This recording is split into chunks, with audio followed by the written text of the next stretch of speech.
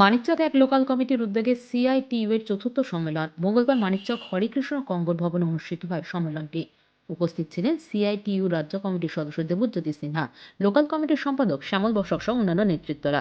এই সম্মেলনকে ঘিরে একটি বর্ণাঢ্য শোভাযাত্রার আয়োজনও করা হয় সিআইটিইউ নেতৃত্বের পক্ষ থেকে, যা বামফ্রন্টের দলীয় কার্যালয় থেকে মানিকচকের বিভিন্ন জনবহুল এলাকা পরিক্রমা করে।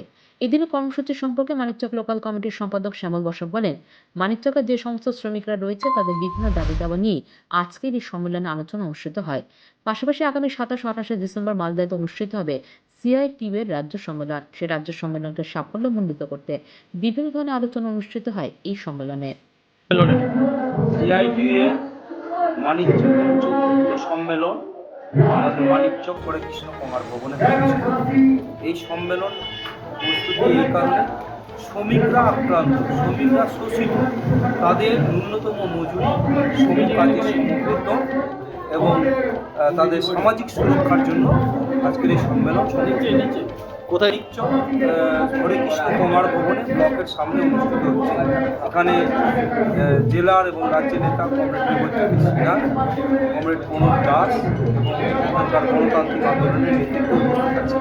এখানে সমস্ত শ্রমিক, নাবিক থেকে শুরু করে মুনি, টোটো, রাজমিস্ত্রি, লেবার, আশা, আইসিডিএস, যারাই শ্রমিক আছে, সেই সমস্ত শ্রমিক, পরিযায়ী শ্রমিক, তাদের নিজেদের দাবি নিয়ে, নিজেদের সামাজিক শোষণ নিয়ে এখানে আলোচনা করবে।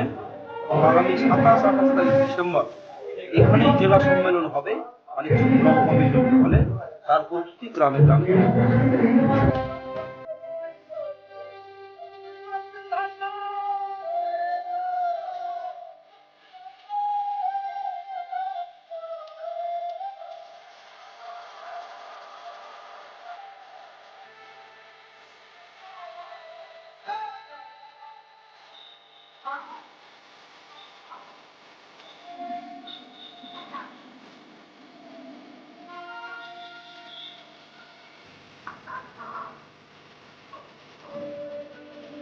Bureau news Bangla.